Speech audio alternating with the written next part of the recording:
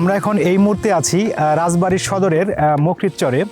আপনারা দেখতে পাচ্ছেন যে আমার এই সাইডে যে নদীর যে চর, বিশাল যে চর অঞ্চল, এই চর অঞ্চলের মানে মাইলের পর মাইল, মানে এতটাই বিস্তীর্ণ চর অঞ্চল। এই চরের যে মানুষের যে জীবনযাপন এদের এবং তাদের যে কৃষির উপর যে নির্ভরতা, তারই একটা বৈশিষ্ট্য এখানে ফুটে উঠেছে।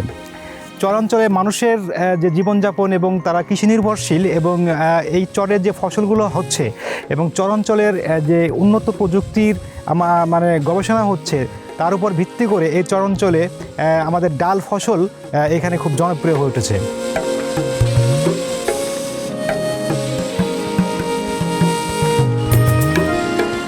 আসার কথা হচ্ছে এই রাজবাড়ীর সদর যে মত্রির চরটা আছে, এখানে যে বিস্তীর্ণ চরাঞ্চল মানে একটা সময় পতিত থাকতো, এখানে তেমন ধরনের ফসল হতো না, কিন্তু আজ এই চরে মাইলের পর মাইল, হেক্টর পর হেক্টর ডাল চাষ হচ্ছে। বিভিন্ন ডাল জাতীয় ফসলের মধ্যে রয়ে গেছে আমাদের এখানে মাসকলাই, মুগ, মসুরি, কলাই, মটরশুঁটি ইত্যাদি বিভিন্ন ডাল জাতীয় ফসলের এখানে চাষাবাদ হচ্ছে। এবং এখানে যারা কৃষক ছিল, তারা আগে যে দেশীয় যে জাতটা তারা ব্যবহার করত, সেই দেশীয় জাতের চাইতে তারা বলছে যে এখন বাংলাদেশ কৃষি গবেষণা ইনস্টিটিউট উদ্ভাবিত যে বাড়ি মসুর 3 এবং বাড়ি মসুর 4 এবং কৃষি গবেষণা উদ্ভাবিত যে তারা জাতগুলো তারা এখানে চাষাবাদ করে বিশাল লাভবান হচ্ছে। 12 মাস করলে 3, 12 মাস করলে 4, এই যাত্রা করে আমরা অনেক লাভবান হয়েছি। আমরা এই কোয়ালিটি করবো, আমরা এই কোয়ালিটি করবো, আমরা এই কোয়ালিটি করে অনেক লাভবান। আমরা আগে যে লোকাল কোয়ালিটি চলে করে আমরা করবো না। আমরা আগে দেশাল করতাম, এটার কোনো ফলন নাই। এখন যে করতেছি 12 মাস 4, এটার ফলন ব্যাপক ফলন, অনেক ফলনেতে আমরা করে অনেক লাভবান হইতেছি। ইনশাল্লাহ আমরা এই দেশে সবারই ছড়া দেবো বীজ এবং আরও করবো। এই জাতটা এত ভালো, যা কঠিন ফলন, 1 বিঘে 4 থেকে 5 মণ। আমরা দেখতে পাচ্ছি আমাদের পাশেই যে মাঠটা আছে, এই মাঠটার যদি বিস্তীর্ণ আমি বলি, এটা মাইলের পর মাইল, মানে এতটাই বিস্তীর্ণ যে নদীর 4-5 দিকে চরটা চলে গেছে। এই চর পুরোটাই হচ্ছে এখানে মসুর লাগানো হয়েছে। কৃষকগণ এখানে মসুর লাগিয়েছে এবং দেখতে পাচ্ছেন যে একটা কৃষক, সে অলরেডি তার ফসলের যে মাঠ থেকে তিনি কিন্তু এই ডালটা উত্তোলন করছেন এবং তিনি এখান থেকে উত্তোলন করে যেখানে আমরা দেখতে পাচ্ছি যে এখানে এভাবে আটি বেঁধে রেখেছে। এটাই হচ্ছে যে সেই মাসকলাইয়ের ডাল। এবং এই মাসকলাই থেকে এটা একটা পর্যায়ে আমরা যদি একটু ভেঙে দেখাই, দেখেন এখানে একটা ডাল জাতীয়, দানা জাতীয় একটা বের হচ্ছে, তার মানে এটা প্রাপ্তবয়স্ক হয়ে গেছে এবং এই প্রাপ্তবয়স্ক হওয়ার কারণে কৃষক এখানে উত্তোলন করছেন। এবং আসার কথা হচ্ছে এখানকার কৃষকরা বাংলাদেশ কৃষি গবেষণা ইনস্টিটিউট বাড়ি উদ্ভাবিত তাদের যে ডাল ফসলগুলো আছে, তারা এখানে চাষাবাদ করে অনেক লাভবান হচ্ছে। আপনি যে আগে যে জাতটা চাষাবাদ করতেন, মানে ওইটার চাইতে কি এটা বেশি ফল পাচ্ছে না তোরা? অবশ্যই এটা ফল বেশি, এটা 4 থেকে 5 মণ হয়। আর আমাদের দেশের যে লোকাল কোয়ালিটি ছিল, বছর 2 আগে আমরা ওটা করতাম, তখন এই জাতটা আমাদের দেশে আইছিল না। তো ওই জাতটা আমাদের দেশে তার হালকা কিছু কিছু লোক করছে, বিঘা 2 থেকে 3 মণ কলি হয়েছে। আর এই কলিটা যারা পাইছে 4 থেকে 5 মণ কলি হয়েছে। আমাদের দেশে যা কৃষক আছে এই কলি করবি।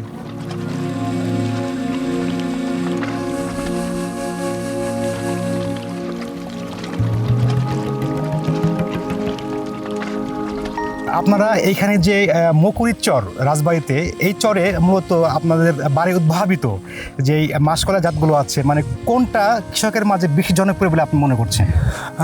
কৃষকের কাজে এতদিন 12 মাস 3টা খুব জনপ্রিয় ছিল। আমরা এবার 12 মাস 4 জাতকে তাদেরকে দিছি, তারা এখন দেখা যাচ্ছে 12 মাস 4-এর ফলন আরও বেশি, সুতরাং তারা এটাকে ভবিষ্যতে তারা এটা গ্রহণ করবে।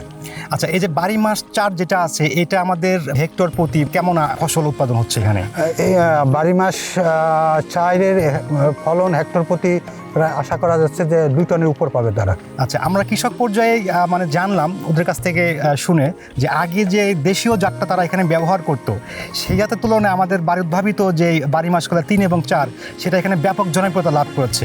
তো আপনারা এখানে সম্ভাবনাটা কেমন দেখছেন কৃষকের মাঝে? আমরা সম্ভাবনা বেশ ভালো দেখতেছি, আমরাও আশাবাদী যে কৃষকরা এখন আর স্থানীয় জাত করবে না, তারা আমাদের 12 মাস 3 এবং 4-কে তারা ভবিষ্যতে আবাদ করবে।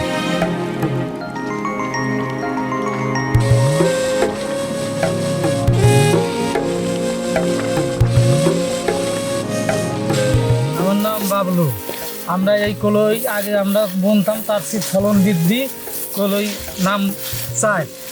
এখন বর্তমানে আমরা এই কলই আমাদের এই চোখে বর্তমানে এই কলই দিতেছে সরকারকে, আমরা এই কলই ধরে তো ব্যবহার করতেছি এবং বুনতেছি। এই আমার এই কলইর বাড়ি চাই, এই কলইটা খুব সুন্দর, ফলন বৃদ্ধি হয়, ভালো কলই হয়।